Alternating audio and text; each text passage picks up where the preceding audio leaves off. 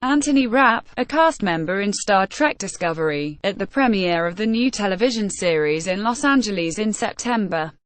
Chris PizzelloInvisionAP In, the fifth episode of the new Star Trek television series, smuggler and trickster Harry Mudd unleashes a of resentment against Gabriel Lorca, captain of the USS Discovery. "Have you ever bothered to look out of your spaceship down at the little guys below?" he rants. "There are a lot more of us down there than there are you up here. And we're sick and tired of getting caught in your crossfire." Star Trek Discovery, set a decade before the adventures of Captain Kirk and Mr. Spock, is a dark and disconcerting take on the franchise.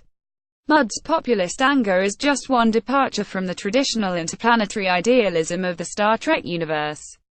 In this fictional future, primal forces are warring against the technocratic Federation.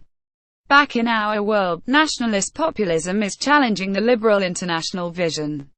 Star Trek is once again a mirror on our politics and a lens into our possible future.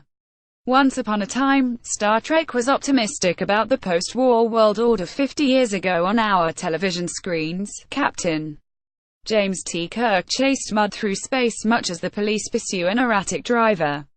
Kirk charged Mudd with violations of the rules-based order, including galaxy travel without a flight plan, failure to answer a starship's signal, affecting a menace to navigation.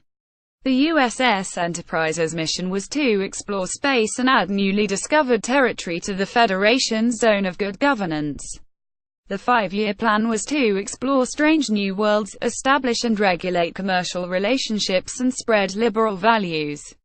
The original series of the 1960s, and the Next Generation sequel of the 1980s, dramatized creator Gene Roddenberry's end-of-history theories, in which our better angels would triumph. It showed a future in which globalization became, almost literally, universal. By the time of Star Trek The Next Generation, this project seemed close to completion. In The Next Generation, set 100 years after the original series, the Federation had integrated most of its enemies into its zone of peace and prosperity. Families lived aboard the supersized starship. The episodes were seminars in mediating disputes among species under the Federation's protective umbrella. Not anymore, as you will see from the spoilers below. By contrast, Star Trek Discovery is warning us that things may get worse before they get better. The Harry Mudd of the 1960s series was a whimsical rogue. This new Mudd is furious.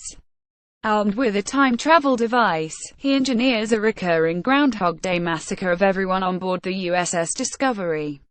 And it's not just the bad guys who are more violent this time. The protagonist, Michael Burnham, commits mutiny and assaults her commanding officer in the first episode. The show tells us that hundreds of years in the future, history will still have plenty of twists and turns left. The Federation is fighting a devastating war with the Klingons, an expansionist warrior race that was the original series analog to the Soviet Union. In this new iteration, the Klingons are blood and soil isolationists. They decry the hypocrisy of a Federation that says we come in peace.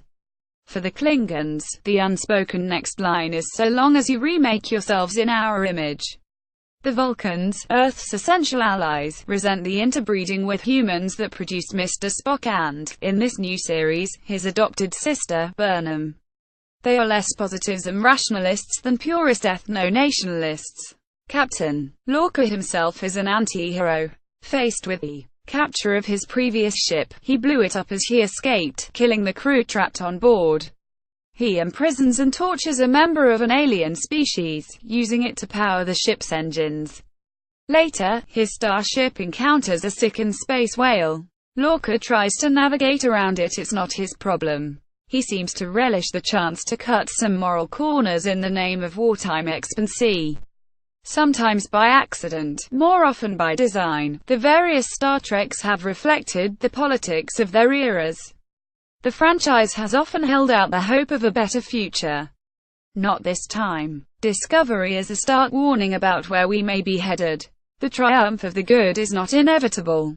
We may be boldly going where our species has so often gone in the past, in fear, toward violence and dissolution.